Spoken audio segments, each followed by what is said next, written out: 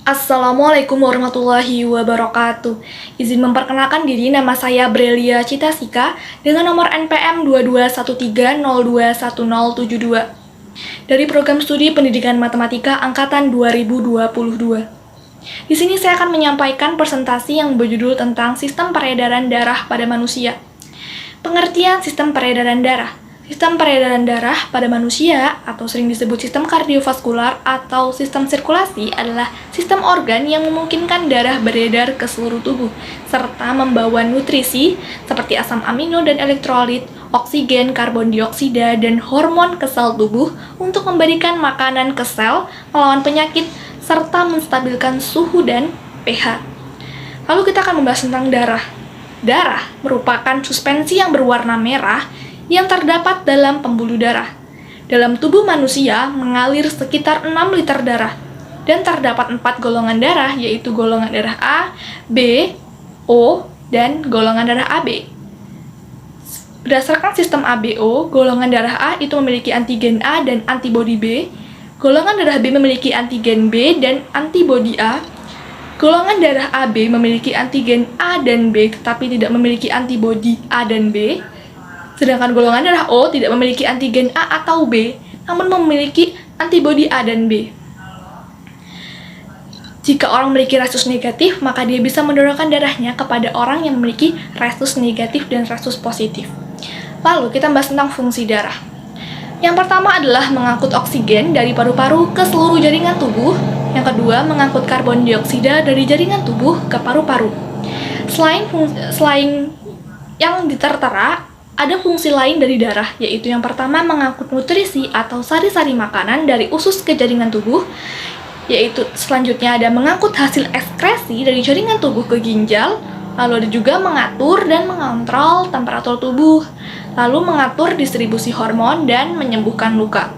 Darah manusia terdiri dari komponen yaitu sel-sel darah dan plasma darah atau cairan darah. Mari kita bahas lebih lanjut tentang komponen dari darah. Yang pertama adalah eritrosit atau sel darah merah. Nah, ini adalah salah satu sel yang paling melimpah di dalam darah, yang jumlahnya sekitar 40-45% volume darah.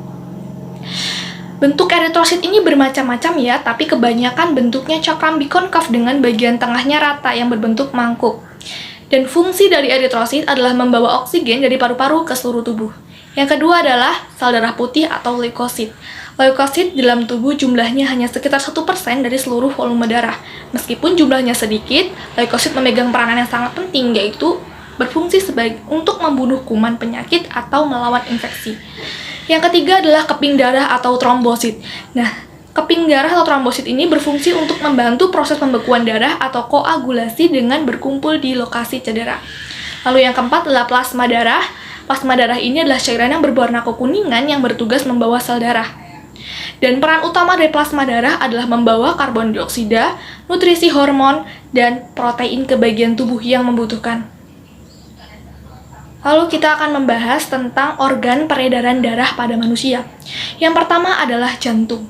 Jantung adalah sebuah organ tubuh manusia yang berongga serta berotot yang berperan dalam sistem peredaran darah. Jantung memiliki fungsi yang sangat utama, yaitu memompa darah ke seluruh tubuh. Adapun bagian-bagian jantung serta fungsinya, yang pertama adalah aorta, yaitu pembuluh darah arteri terbesar yang mengalirkan darah dari jantung kemudian dilanjutkan ke bagian cabang tubuh, yang fungsinya untuk membawa darah yang mengandung zat oksigen dari bilik kiri sampai ke seluruh tubuh manusia. Lalu yang kedua adalah arteri pulmonalis yang berfungsi mengangkut darah kotor CO2 yang berasal dari bilik kanan jantung menuju paru-paru. Yang ketiga ada vena pulmonalis, yaitu yang membawa aliran darah yang mengandung oksigen dari paru-paru menuju ke jantung di bagian serambi kiri. Lalu yang keempat adalah atrium kanan atau serambi kanan. Serambi kanan berfungsi menerima darah dari seluruh bagian tubuh yang mengandung karbon dioksida atau CO2 dan memompanya ke bilik kanan. Lalu yang kelima adalah serambi kiri atau atrium kiri. Atrium kiri ini berfungsi menerima darah bersih, yaitu yang mengandung oksigen dari paru-paru kemudian membawanya ke bilik kiri. Lalu yang keenam ada bilik kanan. Bilik kanan fungsinya menerima darah dari serambi kanan lalu memompanya ke paru-paru yang berisi darah kotor CO2. Yang ketujuh ada bilik kiri. Bilik kiri berfungsi menerima darah dari serambi kiri lalu memompa darah ke seluruh bagian tubuh. Yang kedelapan ada septum interventrikular yang berfungsi sebagai sekat jantung yang memisahkan antara bilik kanan dan bilik kiri jantung. Lalu ada pembuluh darah. Pembuluh darah itu sistem peredaran darah yang mengedarkan darah ke seluruh bagian tubuh manusia. Yang pertama ada pembuluh nadi atau arteri. Fungsi dari pembuluh nadi atau arteri adalah membawa darah keluar dari jantung, seperti mengalirkan darah yang kaya akan oksigen dari jantung ke seluruh tubuh dan organ yang kecuali pembuluh arteri pulmonalis yang mengandung darah kotor atau CO2. Lalu yang kedua ada pembuluh balik atau vena. Pembuluh balik atau vena itu fungsinya membawa darah kembali menuju jantung, yaitu mengalirkan darah kotor yang kaya CO2 dari seluruh tubuh ke serambi kanan kecuali vena pulmonalis. Lalu yang ketiga ada pembuluh kapiler. Pembuluh kapiler adalah pembuluh darah yang berukuran kecil sebagai perpanjangan arteri dan vena dengan dinding sel pembuluhnya yang bersifat permeable. Akibatnya cairan tubuh atau zat-zat terlarut dapat keluar masuk melalui dinding selnya karena tipis. Lalu perbedaan arteri dan vena. Arteri dan vena memiliki perbedaan, yaitu arteri berdinding tebal dan elastis, sedangkan vena berdinding tipis dan kurang elastis. Lalu, arteri memiliki satu katup di pangkal arterinya, sedangkan vena memiliki banyak katup terletak di sepanjang vena. Arteri terletak di bagian dalam tubuh, sedangkan vena terletak di dekat permukaan tubuh. Arteri tekanannya kuat sehingga denyutnya terasa, sedangkan vena tekanannya lemah sehingga denyutnya tidak terasa. Arteri membawa darah yang kaya oksigen, sedangkan vena membawa darah yang kaya karbon dioksida. Arteri jika terluka darahnya akan memancar, sedangkan vena jika terluka darahnya akan menetes. Lalu kita akan membahas tentang sistem peredaran darah pada manusia. Sistem peredaran darah terbagi menjadi dua, yaitu peredaran darah kecil dan peredaran darah besar. Peredaran darah kecil atau sirkulasi pulmosuteneus adalah sirkulasi peredaran darah yang mengalir dari jantung ke paru-paru dan kembali lagi ke jantung. Prosesnya dimulai saat bilik kanan menguncup, darah yang mengandung karbon dioksida dipompa dari bilik kanan melalui arteri pulmonalis ke paru-paru kiri dan kanan. Dan di paru-paru terjadi pertukaran karbon dioksida dengan oksigen sehingga darah yang menjadi kaya akan oksigen dan akan dibawa kembali ke jantung melalui vena pulmonalis sehingga darah ditampung oleh serambi kiri. Lalu peredaran darah besar. Apa itu? Yaitu sirkulasi peredaran darah yang mengalir dari jantung ke seluruh tubuh dan kembali lagi ke jantung, kecuali paru-paru. Prosesnya, apabila serambi kiri yang menguncup, maka bilik kiri mengembang dan darah mengalir dari serambi kiri ke bilik kiri. Saat bilik kiri menguncup, darah yang kaya akan oksigen dipompa dari bilik kiri ke seluruh tubuh melalui aorta, baik tubuh bagian atas maupun bawah. Darah yang kaya akan oksigen yang sampai di kapiler tubuh akan bertukar dengan karbon dioksida hasil metabolisme, sehingga darah yang akan masuk ke vena, kapa superior dan inferior adalah darah yang kaya akan karbon dioksida. Nah, akhirnya darah akan masuk ke serambi kanan. Begitupun proses terus berjalan, itulah proses peredaran darah pada manusia. Lalu kita akan membahas tentang penyakit sistem peredaran darah. Yang pertama adalah tekanan darah tinggi atau hipertensi. Hipertensi adalah penyakit tekanan darah tinggi ketika darah tekanan sistol dan diastolnya lebih dari 140 per 90 mm hektogram. Nah, padahal darah normal adalah 120 per 80. Jika terlalu tinggi bisa menyebabkan pembuluh darah pecah kan? Penyebabnya itu karena faktor genetik atau perubahan fisik dan juga pola hidup yang tidak sehat seperti merokok, terlalu banyak makanan yang asin, terlalu banyak mengonsumsi makanan yang manis, atau kurangnya aktivitas fisik. Atau bisa juga karena kondisi medis tertentu memiliki sakit.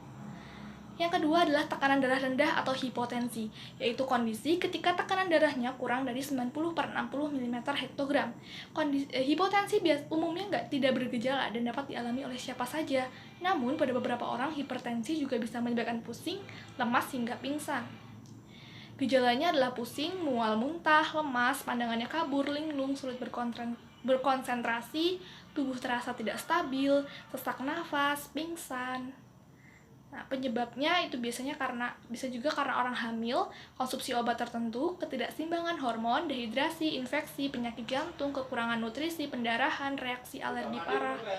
Lalu yang ketiga adalah anemia. Anemia adalah kekurangan darah merah, yaitu kondisi ketika tubuh kekurangan sel darah merah yang sehat atau ketika sel darah merah tidak berfungsi dengan baik.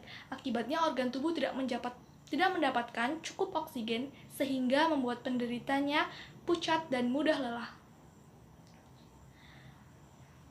Penyebabnya secara umum adalah karena produksi sel darah merahnya yang kurang atau kehilangan darah secara berlebihan atau hancurnya sel darah merah yang terlalu cepat. Gejalanya biasanya adalah lemas dan cepat lelah, sakit kepala, pusing, dan lain sebagainya. Lalu yang keempat adalah kanker darah atau leukemia.